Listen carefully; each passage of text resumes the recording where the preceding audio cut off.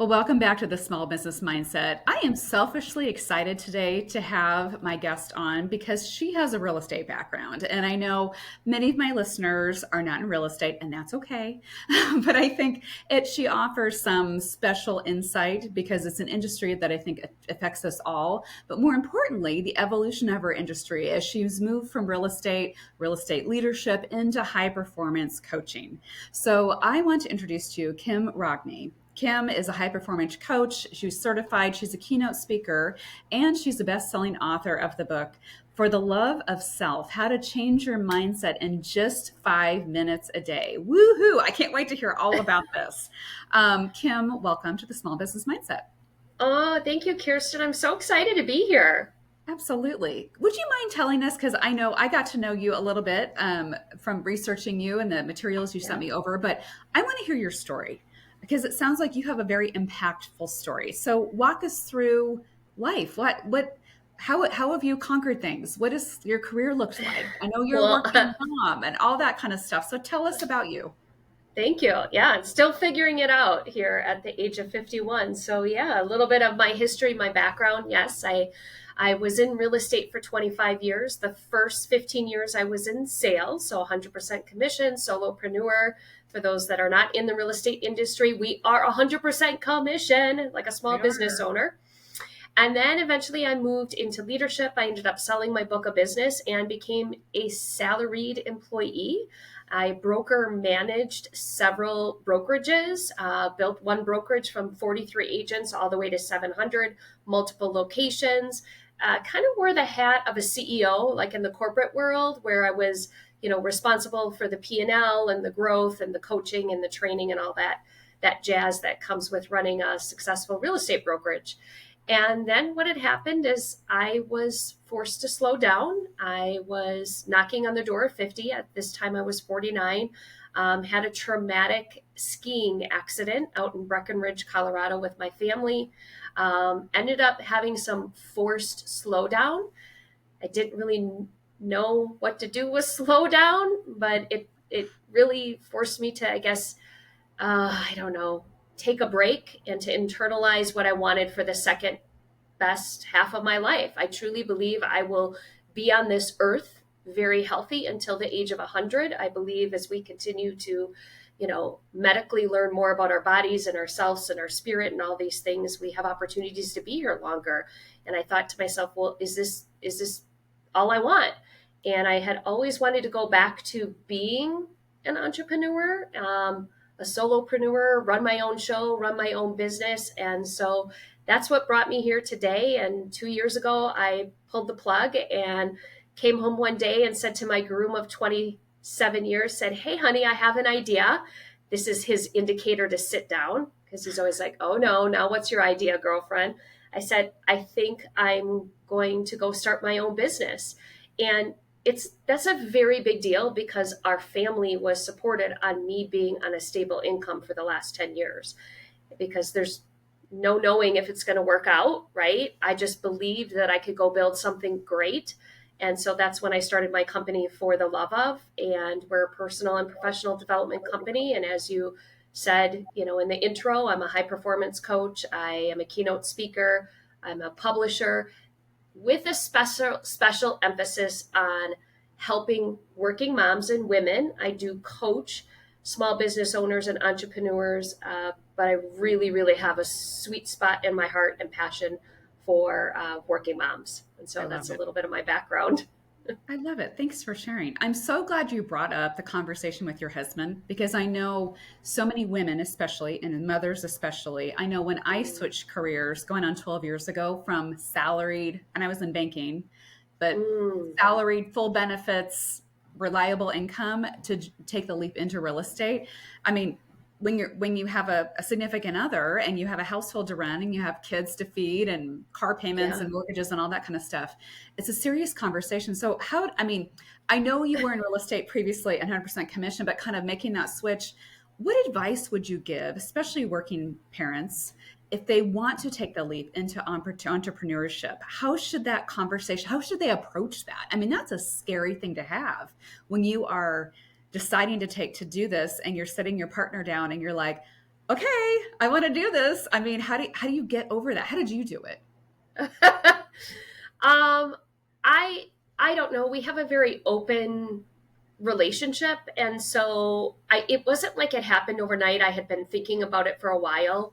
Um, it was I did give a 2 months notice, so it gave us a little bit of time. We don't always benefit from that long of a notice, but just was the type of position I was in, and so I mean, let's be honest, most of us here, probably as high achievers and entrepreneurs, make a decent income. And there's a lot that we can scale back on, and there's things that we maybe enjoy that we don't have to have. We don't need them. And so it was a scale back conversation like, what do we really need in order for me to start this business that is 100% unpredictable? That's one, having the conversation, laying it out, being honest. I think, we're only disappointed when we don't set the expectation. And so it was, okay, honey, these are the expectations. I was very fortunate. I very, very quickly built a very strong business. And I only think that's because of my experience and my knowledge and some of the things that I committed to when I started. But there wasn't 1 month that I didn't make money. So it just was also the commitment that I made to my family. Like at that time I had 2 kids in college, and we didn't want to give up the lifestyle that we worked so hard for. It was also just a mindset that I had to get into, that there was no plan B. A lot of times when we have plan B, we're not all in. And I went all in, no plan B. So it was a combination of the conversation, the expectation, and what I needed to do for myself. I love that. I know when I made the switch, I said to my husband, I mean, it took me 6 months, planning, analyzing. Yes. We took out a home equity line of credit. I made sure we had, basically to cover me for the first year, because I didn't know what my income was going to be, and actually went down a little bit that first year, and then it went up. Mm. And he asked me something. He's like, "Would I want you to look me in the eye and say, 'Can you do this?'"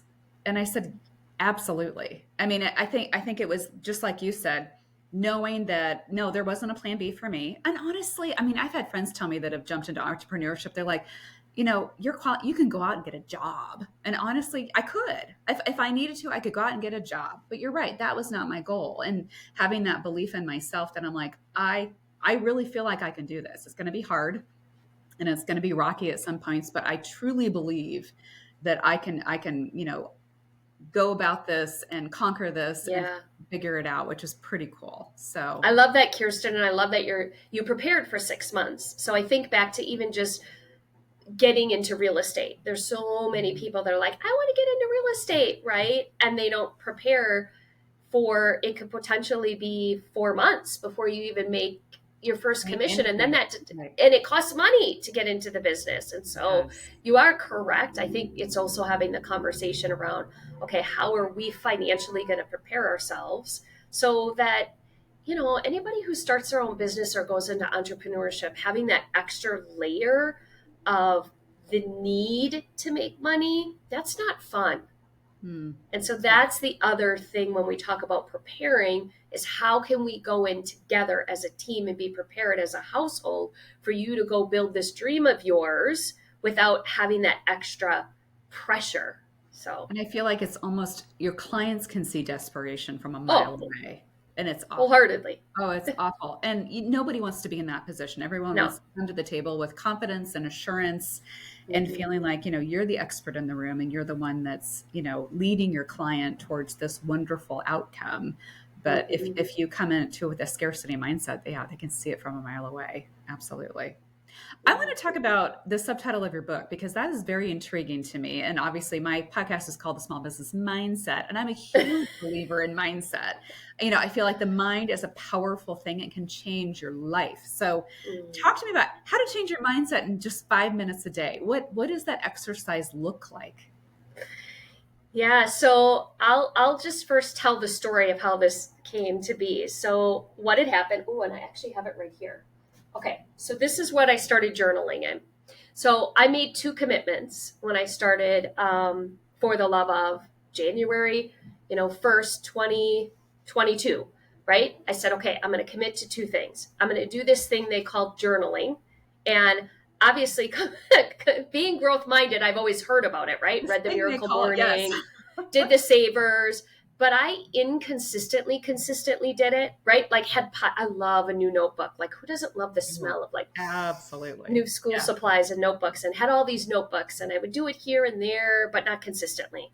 And I said to myself, okay, I'm going to do this because I have got to have the confidence to move forward.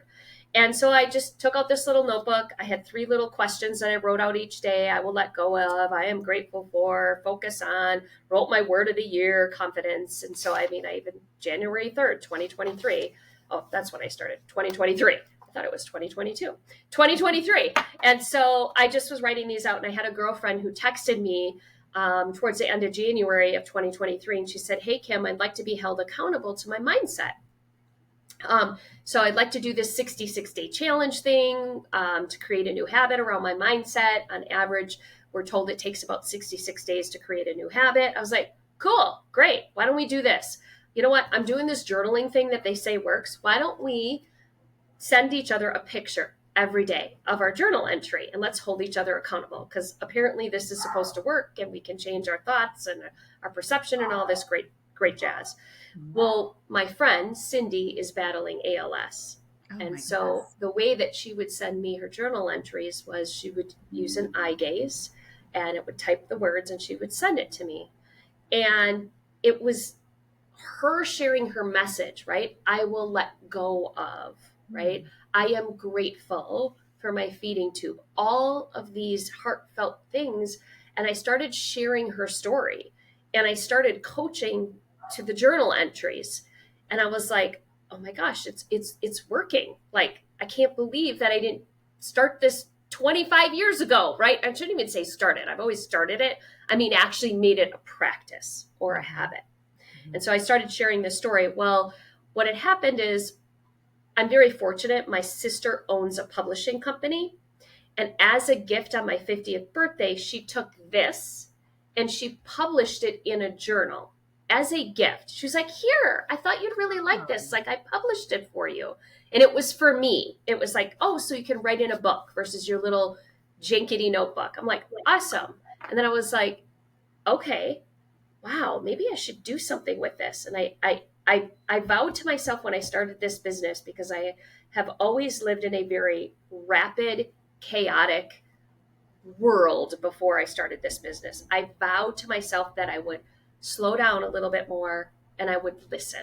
I very rarely would take time to listen. And some of my clients were saying, hey, Kim, I would love it if you'd put that in a journal. So I approached my sister. I said, hey, I love this gift more than anything, but I think I now want to make it mine.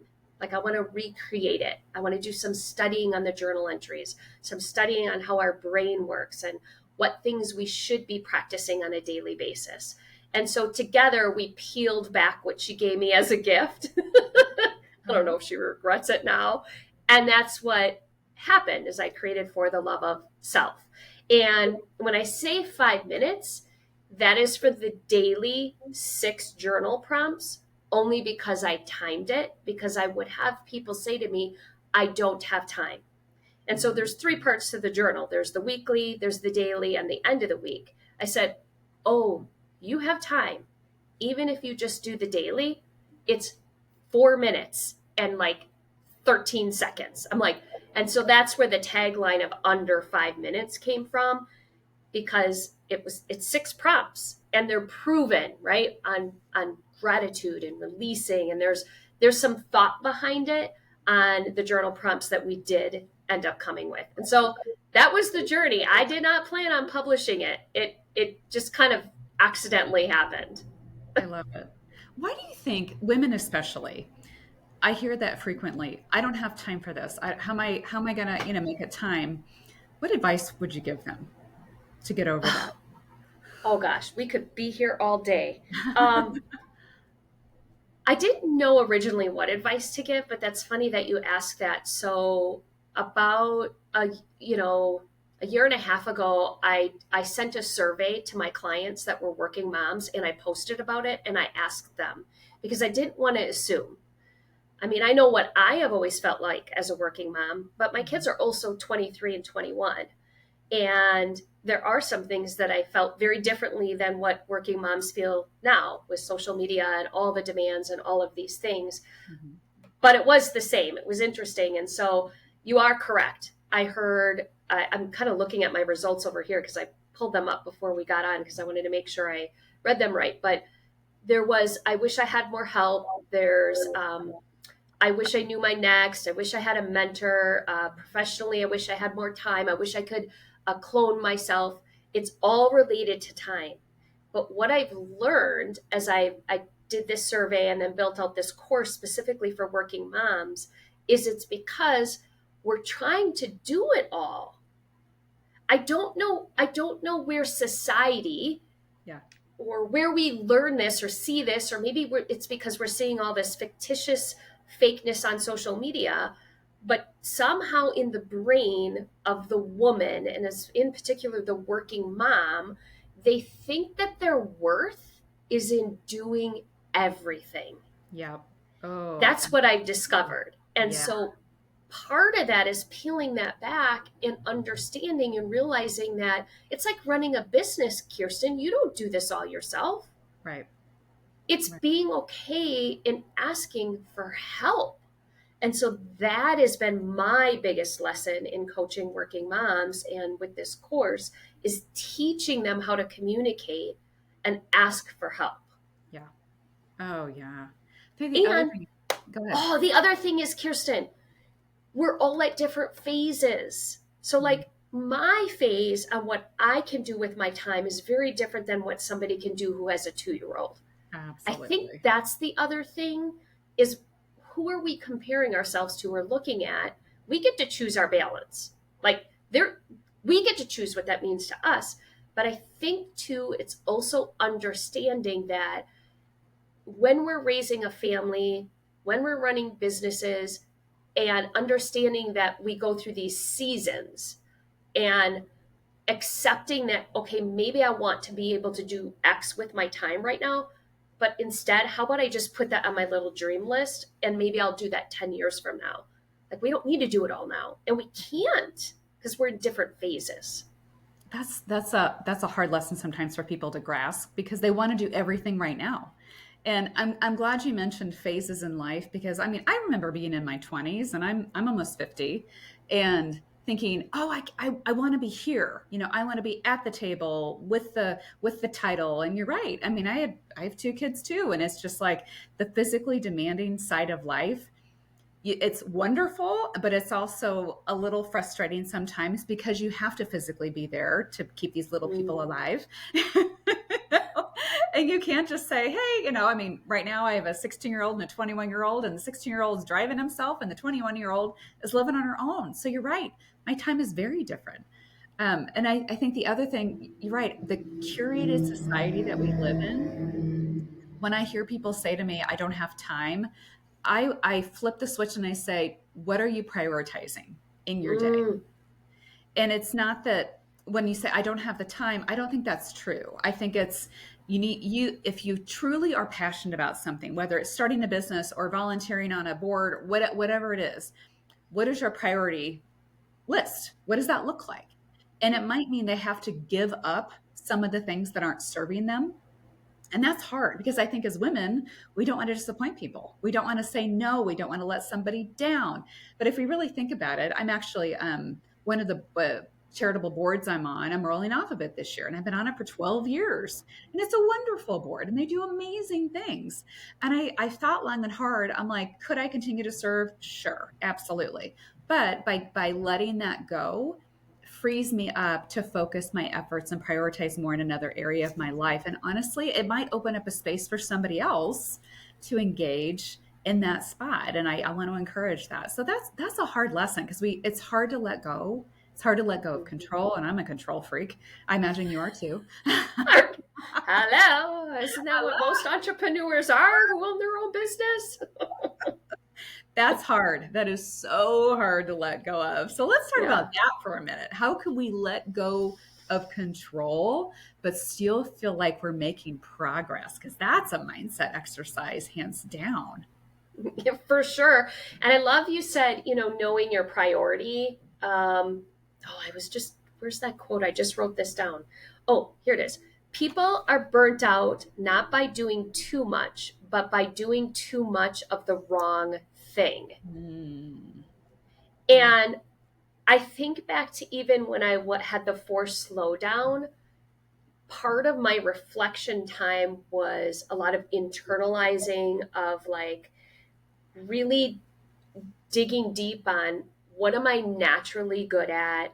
What do I enjoy? What brings me energy? I mean, I don't know why I think I'm going to cook someday. I don't know about you. I have so many recipes shared. I like to eat. Does that count? Yeah, I know. I'm such a foodie. And I mean, just like, I don't know, but it's never going to happen because if I have a free moment, I want to read, I want to learn, I listen to a podcast, I might journal. I just, I'm so obsessed with like just the human body and the brain and all these things. And so I think it's just really being, I don't know, being okay with who you are, Mm-hmm. right? You Mm-hmm. you have choices, like you said, you have choices to say no. I teach a lot of women not to apologize, but I don't know if this is a woman thing or not. I'm trying to figure that out or not. But a lot of like, oh, I'm sorry, like I'm sorry. I'm like, okay, can we just remove that? Can stop. So thank you for your patience, or cannot make it. Thank you for the invitation. Hopefully, next time. Because imagine what your brain is telling yourself every time you're saying, I'm sorry. Mm-hmm. Yep. Every time that you say, I'm sorry, there's like a little trickle of Yep. guilt. Versus just like, I love that you said, hey, I served my time. I was on this board. It was great for me, great for them. And now it's time. It's time for me to hand the torch over to somebody else. And it doesn't mean you need to be sorry, right? Again, we're all brought into each other's worlds at certain times for certain reasons, and Mm-hmm. you help them, and now you can go do something else with your time just by saying thank you, this has been amazing, versus I'm sorry. I don't even think I answered your question. I No, just went I off on think a it's tangent. no, but I think that's relatable though, because I think it's hard. It's hard for women to say no to things and to gracefully back away from things. But I think if you can practice it and Yeah, practice, but you're right, but not apologizing. You're not here to say sorry for anybody. I mean, it's one thing if you bumped into somebody or you tripped and fell or something. I mean, that's a totally different totally kind of different. sorry. But being direct. I guess the one thing I see a lot of women do, some men too, they kind of circle up, they kind of ghost you, they kind of circle around. They're not Mm, totally out, they're not totally in, you haven't seen them in a while, they're not responding. You're like, what is happening? Just tell me if this is not a fit for you right now. That is okay, but I'd rather you tell me, because to me that's an integrity issue. To me that's a, yeah. if you think about yourself, I think all of us want to be trustworthy and forthcoming and honest. And I think if we act in a way where we're ghosting people, for example, you sign up to serve on a board or you commit to something and then you don't show up and you don't, and maybe last minute or 5 minutes, like, hey, you're texting, sorry, I can't make it today. It's like, that doesn't feel good. And Mm-mm. it's one thing if it happens, oh, there was truly an emergency, but if it happens time and time again, think about a good friend. I think we always have friends in our lives that like you make plans, it's on the calendar, you're protecting the date, and then they always think out on you. Yeah. Are you going to continue that friendship? Well, put the mirror back on yourself. If you are acting that way and get really honest with your clients, with your public, with your audience, and you're always thinking, the inconsistency and the integrity that you were projecting just went, you know, So bad. true. Yeah. And it makes me think when we were talking about, the whole comment of I don't have time, it's Mm, probably because, it's that whole line of, um, what do they say? Under promise, over deliver. Under promise, over deliver. We should yes. also, for ourselves, do that Yes. and have white space. And so I don't like, the friend either that keeps, scheduling, canceling, right? But if we want to take care of ourselves, we probably shouldn't schedule so much. We should be Absolutely. okay, like you're saying, with saying no and really dedicating our time to what brings us joy, you know? Yep. So, I think I struggle sometimes between identifying, my energy level, whether and I mm, think all of us fall into either introverted or extroverted or a little bit of mhm, combination of the two. And that doesn't mean people are shy. It means their energy level. And I always challenge people because I would say I come across to the world as an extrovert and I'm comfortable in that environment. But I know for me is that I'm so glad you mentioned white space. I need that white space in my day and my week. Otherwise, I will get migraine headaches and I will wake mhm, up with no energy on the weekends or, to do those fun activities with my spouse or whatever. It's like I'm out. So recognizing your energy level and how that flows into your day. Cause I know there are a number of activities that I do where I'm engaging with people, like it gives me so much energy. But if we think mhm. about all of the networking or the have to events, whether it's holiday time or whatever, you're like, that I need to go because I love this person, but it doesn't give me a lot of energy. So you say, okay, we're going to go for 2 hours and then I'm out, and set Yeah. that expectation up from the get go. So that way, no one's like, wait a minute, where are you going? Or I thought you're going to stay for the rest of the night, or it's setting those expectations up from the get go that can protect you. Yeah. Yeah. Especially the networking events. It sounds like we're very similar. Can come across as an extrovert because I'm comfortable Right. speaking and talking and teaching, but I definitely am more of a cocooner.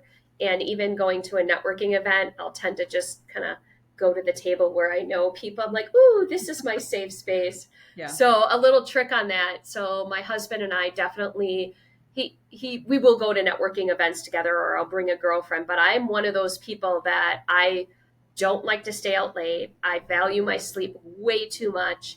I Yes. like just enough, right? As we tell our daughters, nothing ever good happens after midnight. I mean, I don't make it out till midnight. To me, it's nothing ever good happens after 9 p.m.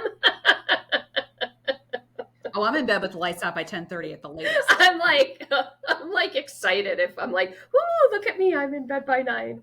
But having that partner, right? Like when we talk about the expectations, like, hey, honey, pull me out. Like, I need a friend to be like, okay, I've had enough. I need to go now take care of my energy Yeah. so that I can have the time to be able to do what I want to do. Absolutely. Let's switch gears for a second. I want to talk about high performance habits with you, Mm, with your clients. What have you seen? I'm sure there's some similarities in people that are high performers, and it might be high performers because they're high income performers, they have successful organizations, what have you. What are habits or skill sets or things that we can strive toward to get into that environment and be high performance ourselves? Oh, I love that question so much. And so I define a high performer as somebody who I equate it to even my company name, For the Love of. It's filling in the blank. The reason it's for the love of it, so you can fill in the blank. For the Yeah. love of being a great mama, for the love of being a CEO, for the love of whatever. High performance is based on yourself, your capacity, and you fulfilling what you believe your potential is on this earth. Most high performers that I come across, there is no lack of ideas. Like there is Mhm. no lack of to do lists. There's no lack of dreaming. No, I mean, if anything, there's more overwhelm than lack of. So when we talk about the habits, it's, I believe, first of all, having clarity. Mm. Clear, really, really, and this is when we have to slow down. It's clarity on what you're wanting in your personal and your business life and your relational and all the circles, right? When we talk about our mental and our physical and our energy and our spirituality, whatever that means to us, our social circles, our family. And so a great habit of a high performer is really having clarity on all of those areas in their life and knowing what they want in those areas and what fills their joy and their energy. So that's one. um, the other thing is really understanding that we're whole beings, right? So even right now, we're in the phase of, when we get towards the end of the year, everybody's doing all this goal setting, right? But it's really understanding that, like, it's not just about the business goal, it's about all of the areas of your life and being able to, when we talk about balance, it's like sometimes we're giving more to our business than necessarily at home. And sometimes it's more at home than it is business. And as a high performer, it's really understanding all those areas and accepting that they're not always getting the exact amount of time. And even as we move forward in a new year, it doesn't mean you're working on every circle all the time. I'd say some of the habits are, like what you and I were even talking about is prioritizing, right? We're inundated with so much to do all the time. And it's really taking a moment to sit down before we actually pick up our phone, get on our computer, and deciding. It's the old school big rock, Stephen Covey. You can Yeah. literally look up, his video where he talks about big rocks, and you can try to challenge it as much as possible. But the fact of the matter is, if you take a moment at the beginning of your day to really identify what are the 3 most important things that need to be done today in my life. I did not say business, I said life. Life. Yeah. Because maybe it is, I do need to schedule that, mammogram, Yeah. because whatever it might be, right? Physical. Yeah, Right. absolutely. And so when we can slow down and do that as a high performer, identify those. And then the next step is then going time block for it. Because if it's not on your schedule, it doesn't exist. So we can identify like our 3 most important things, whether you call them big rocks or whatever you call them, but then we have to actually go put it in our calendar. So my little trick is I will do that on a daily, and that's actually on my weekly portion of For the Love of Self, is identifying your big rocks of the week. Mm-hmm. But then what I will do is I'll go on my calendar, and it doesn't mean I'm working on them every day, but I'll go time block, and I literally call the time block big rocks. That's it. That's all. And like this week I can go and I can look, and I only have it on, looks like Tuesday, Thursday, Friday. And I've just got, one day I have a half hour, one day I have an hour, and so on. Because then you can feel momentum and growth. So I'm so glad you shared about your calendar. I use online calendars, but I use Google Sheets and all this stuff, but I also still keep a paper calendar. yes, Because there's something about the power of having the thought, having the idea, physically writing it down on paper that I can see it, and then I go back and visit. Okay, it's constantly in my brain, and you're right. It's those big rocks, monthly, weekly, quarterly, and it kind of goes throughout the year. How's I think younger generations have been so accustomed to the digital world. Do you think they can still accomplish this in a digital environment versus not using? I mean, because you mentioned journaling. Talk to me about the power of setting yourself up for those type of habits and how influential they can be with accomplishing your goals. yeah, that's such a good question. And I would consider myself hybrid. I could certainly appreciate digital. From all of the studying that I have done, well, first of all, we know when you write down your goals, you're 43% more likely to reach those goals. That's just writing. That's not even the study of visiting and looking and all the other things. And there's something to be said when the brain utilizes the pencil, puts the pencil to paper, because what's happening is you're using more senses, and then in turn you're linking it, right? If that makes sense. Right. And so that's what I've studied about the difference between writing versus typing and what it does for the brain, and how you can actually change the wiring of your brain when you write. So it's using, if you do any studying even about manifestation, it's about using all the senses.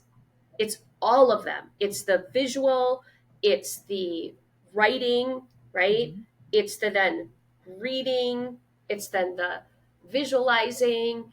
And so when we talk about even your daily journaling to get your mindset right, it's using all of those senses. So even in my journal, as much as I have the 6 prompts, so the first one is I will release, I actually have a prompt underneath it that says breathe out.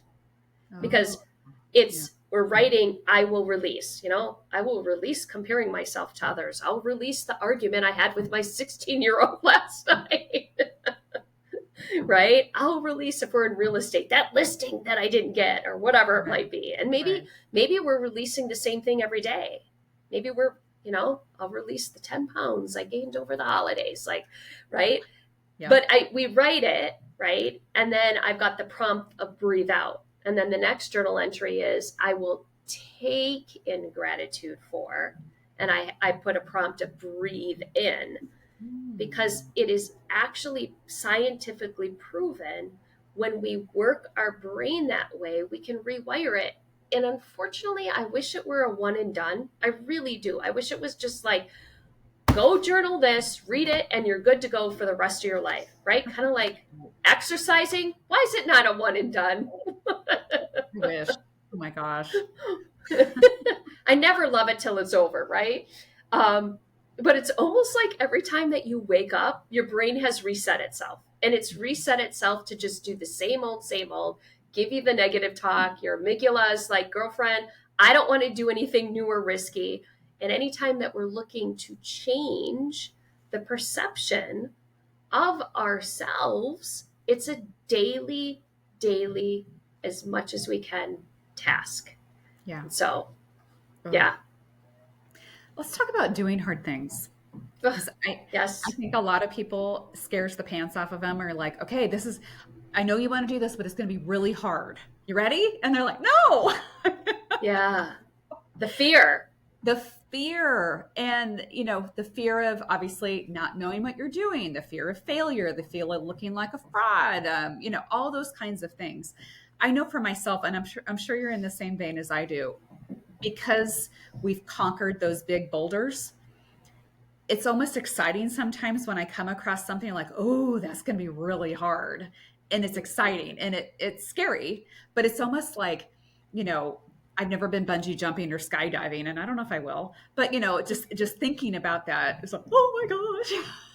Yeah. I know that, like, I also don't like roller coasters, and the times I've forced myself to get on the roller coaster with my husband or my kids who love them, and at the end you're giggling, you're like, oh, no, Yeah. you want to do it again? No, I want to do it again. But talk us through that. I mean, overcoming that fear, because I think it's debilitating to so many people, because they're more afraid of the worst result than of having the best result. And I think that's a lot of mindset work. But how do you coach people through that if they're wanting to do this big thing and they're debilitated by it? They can't even do it. Yeah. Oh my gosh. Yes, that's such a good question. And so, I mean, I'll just be honest, like pretty much every day I'm scared of something that I'm doing. Yep. Right. Or it's hard, right? It's hard to get up in the morning and, at 5:15 and do whatever. And so I start with, first, let's really talk about, this is a great question to ask yourself. So what is the worst that could happen? Now, I'm not a bungee jumper, so that one I might be like, okay, that one's not on my list. There's a difference between bungee jumping and, I don't know, starting your own business. There's a difference, right? Yeah. And so that's like a different threshold of, risk, if you will. But if we're just talking about, business or life or trying something new or putting yourself on social media and doing a video, right? Yeah. I cannot even tell you how many times I hear, I know I need to get on video. Okay. So first of all, it's like, okay, what is the worst that's going to happen? Okay, great. Tell me more, right? And if nobody watches it, okay, big deal. You did it. The other thing is, and I'm sure you can relate to this, it's so funny how the more that we do, the harder, the scarier, the easier it becomes. Yes. And so it's like making calls. If somebody's in a sales business, like that first one is so awful. So awful. And my favorite tool to use actually is Mel Robbins' 5-second rule. Oh, absolutely. For those people who don't know it, tell us what that is. Oh, it's so good. I even have her book sitting right here. It's my next book club. But it's literally you don't even need to read the book. I mean, I would read the book. I love Mel, and she's amazing to follow. Don't get me wrong, Mel, if you're listening. Wouldn't that be amazing, right? But it's literally just 5, 4, 3, 2, 1, go. That's the whole point of the 5 seconds. That's like it. Happening. Doing it. Yeah. Yeah. I would say that. And then the other thing is, depending what it is, it's about preparation. So let's just say um, you're going to teach a class or you're a speaker, right? That one, I would say, well, first of all, it's amazing if you committed to do something like that. But what helps with that and being fearful and or doing the hard thing is the preparation. It's Yeah. like prepare, prepare, prepare. I mean, I even think about Kirsten before we got on here. I mean, I probably spent, a good hour preparing. I mean, I just was like, I have this little, I keep these note cards in this box.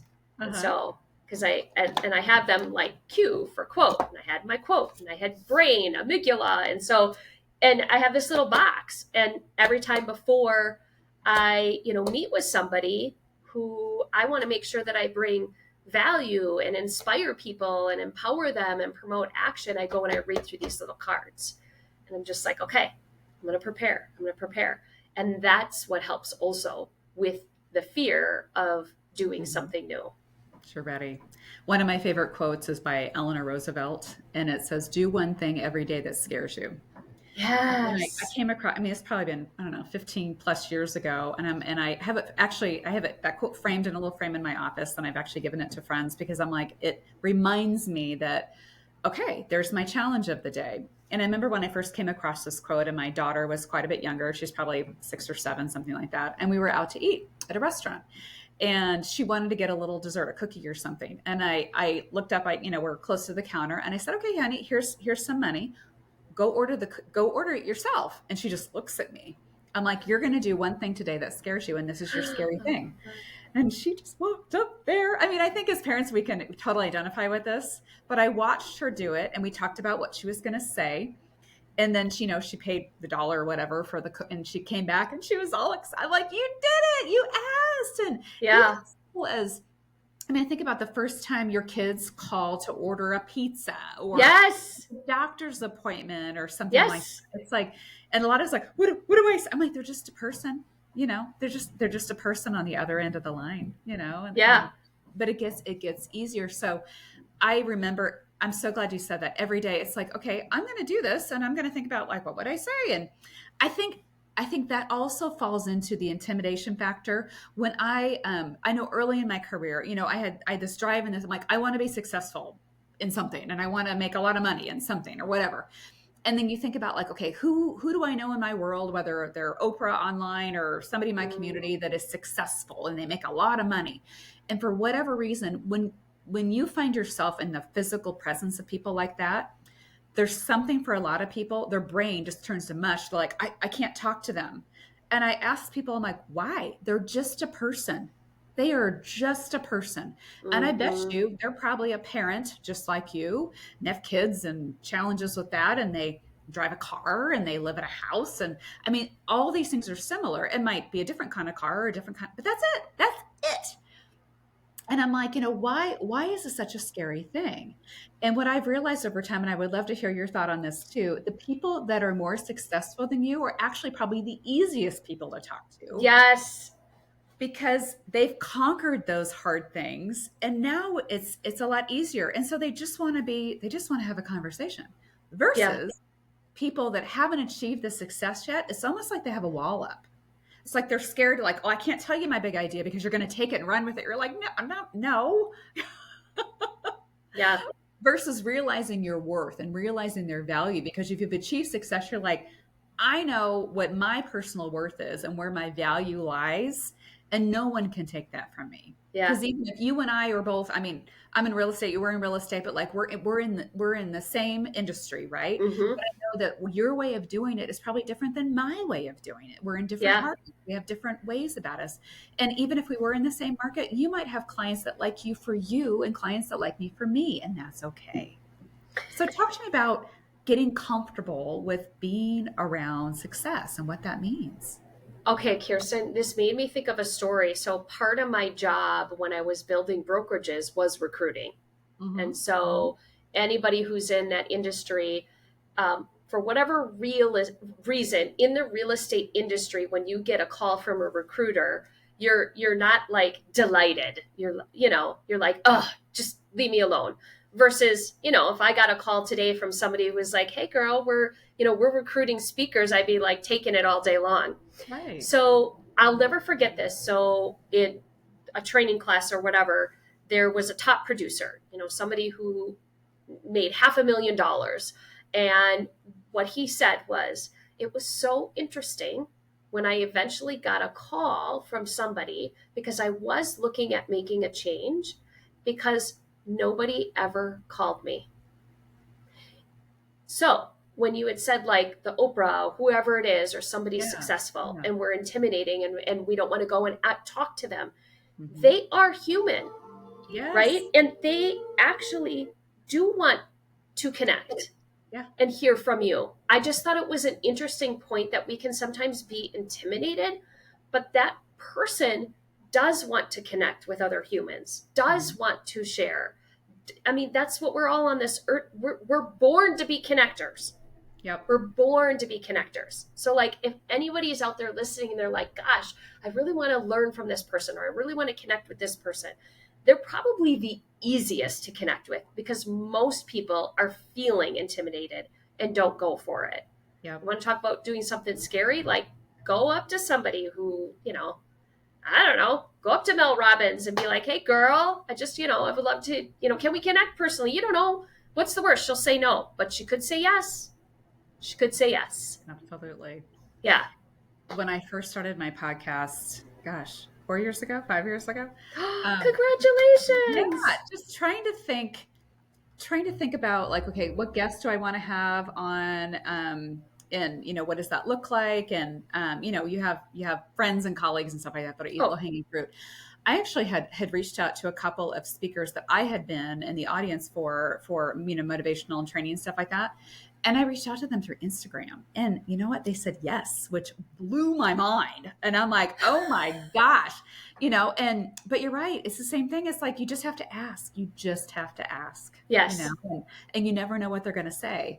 And I know that sometimes it does help when the person you're asking in this format, for example, has just released a new book or a new something, and they want to get on the pod, but it's like, time it right. But it's at the same time, it's like, you never know. All they can say is no, or all they can say is ignore you. For sure.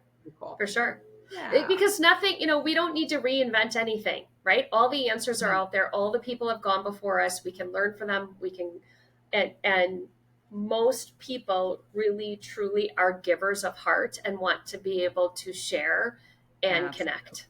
Yes. So, oh my gosh, I love that. That's great. Well, I know we're coming up here on an hour, and I could talk to you all day long. Oh my goodness. So, Kim, we might be best friends after this. This is going to be amazing. What's the best way for people to get in touch with you? I'll make sure included all in the show notes, but what's the best way to... Oh, beautiful. Yes. So just kimrogne.com, KIMROGNE.com. You can go there. You can also go to flowself.com, FLO, no W, FLO, self.com. And there's a free downloadable there. So we did make a downloadable version of my For the Love of Self journal. That's what FLOW stands for love of. So they could go there or follow me on Instagram at Kim Rogne. And that's it. Pretty simple. Kim, thank you so much. This was such a great conversation to have today, and I hope you all enjoyed it too. Thank you, Kirsten. You're amazing.